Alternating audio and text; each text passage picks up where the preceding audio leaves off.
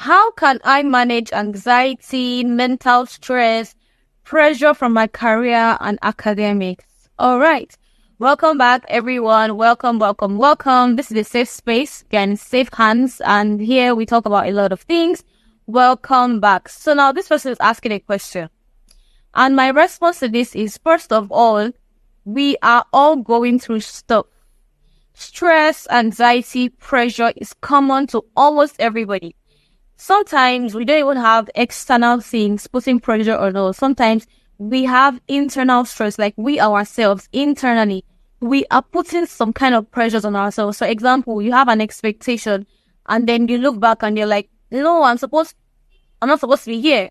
I'm supposed to be there. And then you're like, why am I not there? And then you start stressing, worrying, anxious, panicky, and things like that. And then it can spiral down into depression and all of that mental issues and mental stress. And then these are the things that we really need to talk about because most channels don't actually talk about these things.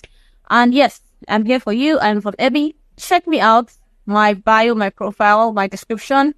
Get to know me better. And then, yes, leave your questions in the comment section if you have questions. I'm here to share what I know with the world. It can help one or two people. And then please share this video, subscribe, and let's go.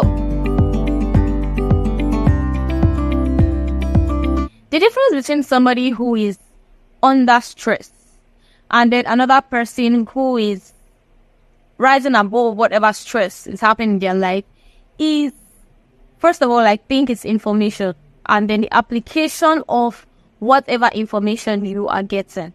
For example, I meet people every day and then some of them are dying. Like they're dying under stress. Like stress is literally killing them. They're down with blood pressure issues and things like that just because somebody somewhere is pressuring them or somebody somewhere is giving them some tasks that they feel like they cannot handle, or they just got a promotion and then the promotion is really disturbing them. Like they're trying to meet up and they're not meeting up and things like that. And then they actually need to see a therapist or something. But these are real issues, especially now that things are faster.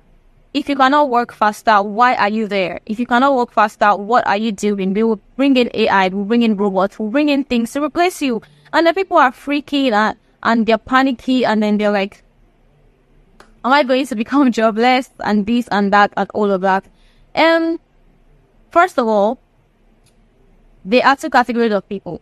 Because the truth is stress, anxiety, pressure is common to almost everybody. But if you notice, if you look around you discover that there are some people who are actually not dying under stress, even though they have things around that actually should be stressing them.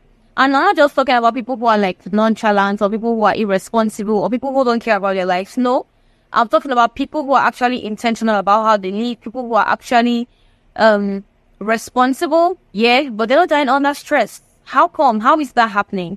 And that's why this video is here. I'm going to give you like tips, things to do and things not to do. I'm going to basically tell you how the people are making it and how you can also make it. Also, I think I have a personal story to tell about myself. And this is going to be on the academic area. When I was in school, when I was in med school to be precise, I battled with some things, stress, some form of stress, academic stress, and I overcame. And the truth is that things changed, like things transformed for me such that I graduated with distinction, because in med school it's either distinction or pass. So distinction is like first class. I don't know what they call it in other parts of the country, but I graduated with distinction. And this was because I stopped myself from falling into the trap of bringing yourself into a space of lots of stress just to pass exams or just to make it. I don't know if you understand what I'm trying to talk about. Let me give you an example. So when I was in 200 level, I had a target, I had an expectation, but most times I have expectations about different aspects of my life. And I had an expectation that this was what my GPA was going to be like this. And then at the end of that semester, my GPA wasn't like that. And then I was angry, I was mad. I was like, what's going on? I was like, okay, maybe I didn't do enough. Maybe I should do more. And then next semester, I did more.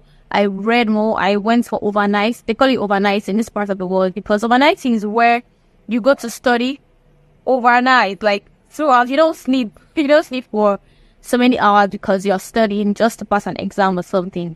And then, yeah, I did all of that. And then it wasn't working. it wasn't working, and it got so bad that I was really angry with myself, and even at some point got into depression of some sort, and then recovered and things like that. But what changed? Now, what changed for me was my strategy. My strategy changed, because the truth is, in life, if you keep doing things the way you used to do them, expecting a different result, trust me, you'll never get a different result. For you to get new results, you have to turn things around, change how you are doing something if you know you want to get another form of results.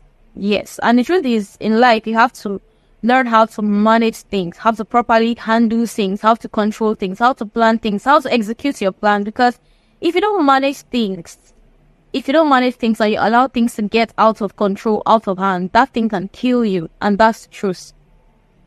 So for me, what changed? My strategy. So I developed a new strategy, and I'm going to share it with you for free. All right, so this strategy includes, yes, if you have not subscribed to my channel, please do so now. All right, so my strategy was this. I will stop going for overnight, or better still, if I go for any overnight and I feel sleepy, I sleep. Secondly, I started relaxing mentally by meditating and deep breathing. At least every day, I started trying those things out. Thirdly, I worked on my diet. I started eating, at least including fruits and vegetable in my diet every day. I started working on that. So this was more or less like a personal development journey that was triggered by academic stress that I was undergoing at that time. And that was not all. So if I was doing all of these things and I was not reading as much as I used to read, how do I expect to pass? So this is what I did. I met with my seniors, people, we call them seniors, like people who are a year ahead, 2 years ahead of you. I met with them and then got their notes. So whenever we finish a school year, I go to you as my senior. I pick up your notes, I pick up your handouts, I pick up anything you used during your first and your second semester. I take it home. So during my break, I go through them. I read them. I just read them like a book, just to have an idea of what these things are about. So during my break, I read those things.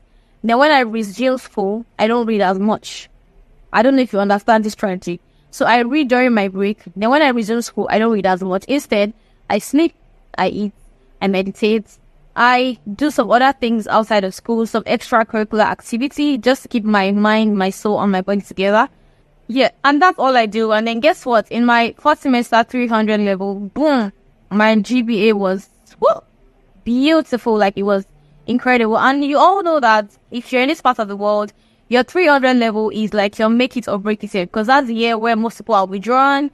That's the year where most people actually feel a lot and things like that. That's the toughest year in medical school. And if you don't make it, I don't think I ever make it. But of course, things change. I mean, it's not the same for everybody. So my 300 level first semester, boom, like incredible results. And that was because I applied this strategy that I just gave you now for free.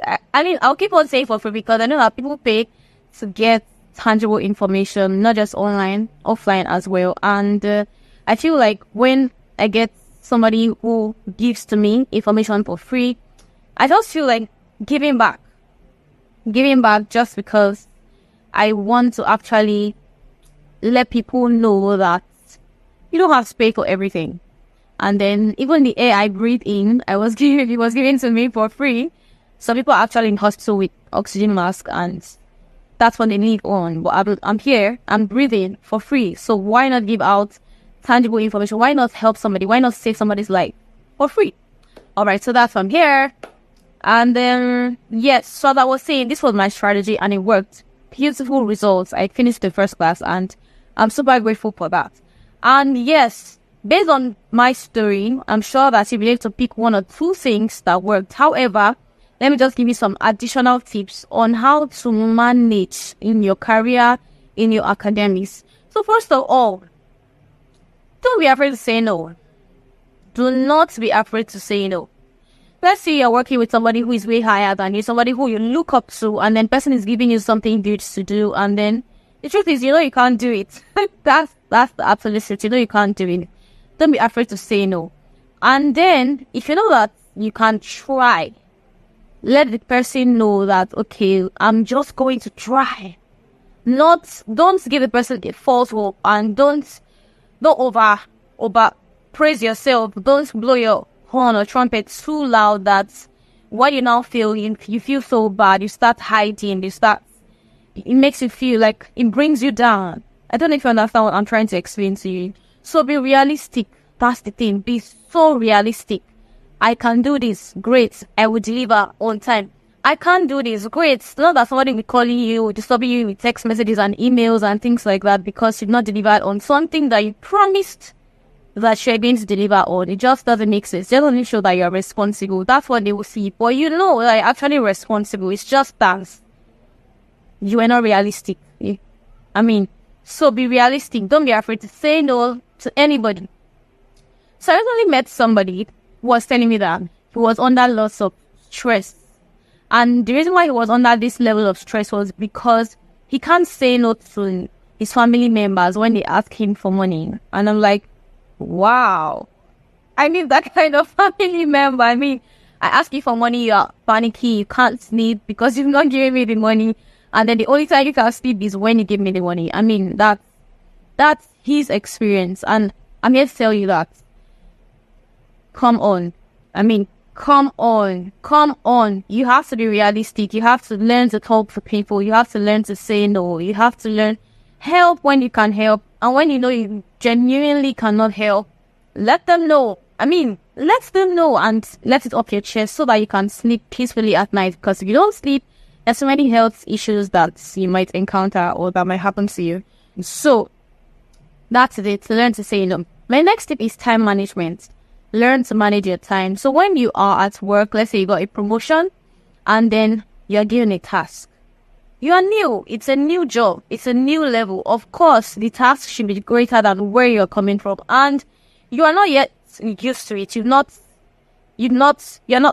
acclimatized yourself. I think that's the word. You're not yet used to this new position. Your brain is still trying to process what is happening. Your brain is still trying to process the transformation. So when you're giving a project, a task, instead of looking at it so much until you worry so much and you shrink, rise up and then ask questions.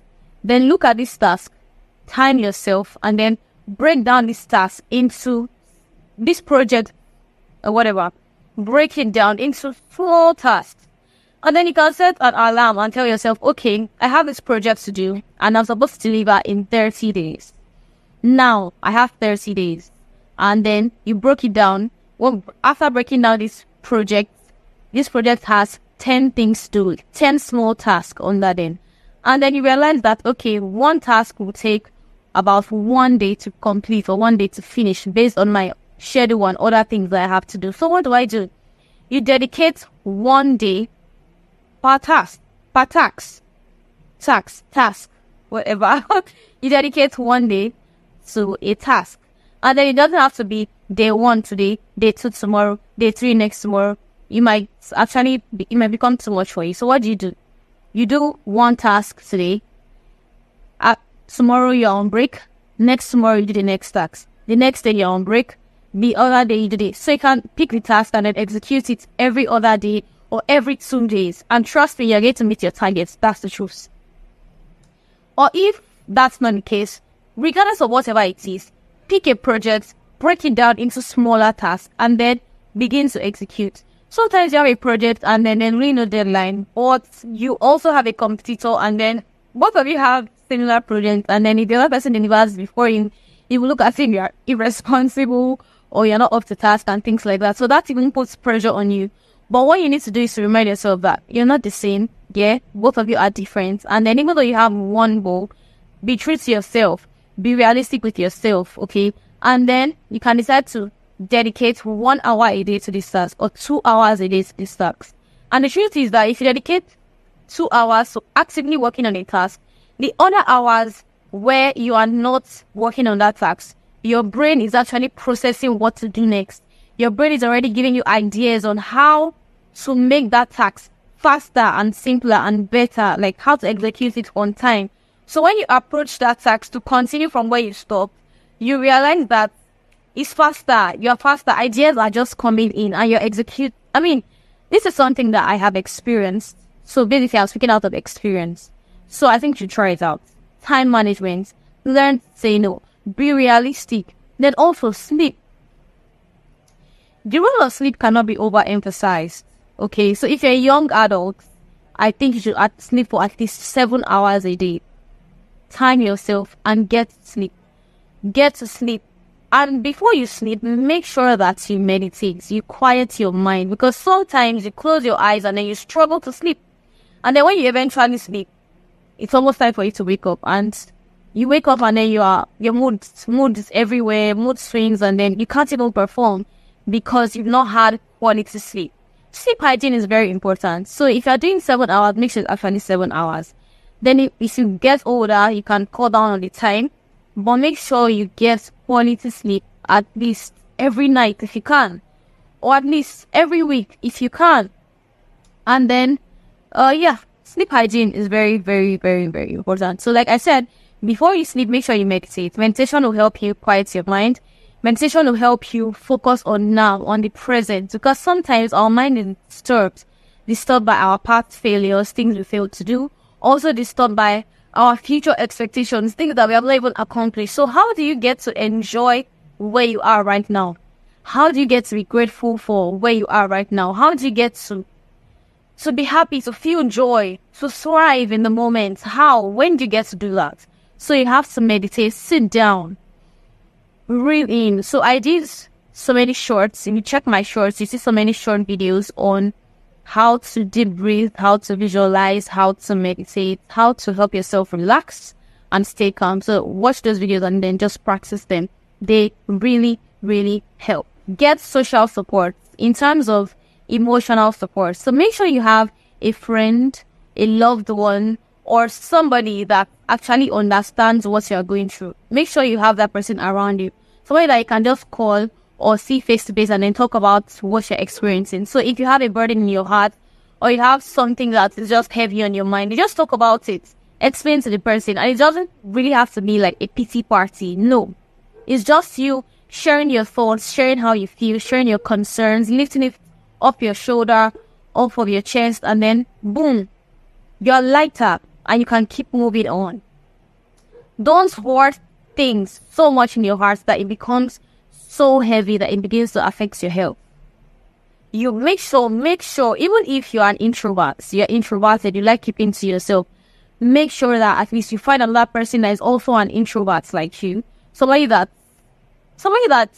you're cool with. Somebody that you like their energy, you like their vibe. Yeah?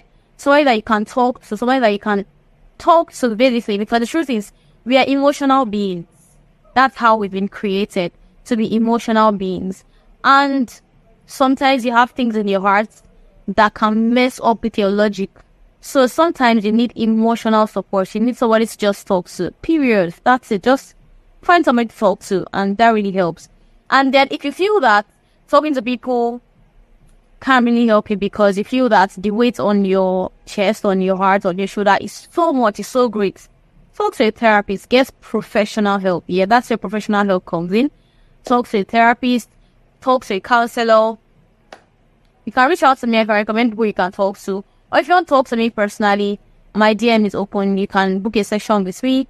If you want one-on-one conversation, counseling, advice, and things like that, I am available. So reach out to me if you would like something like that. Okay, so I also advise on physical exercise. The truth is, when you exercise, some endorphins are released.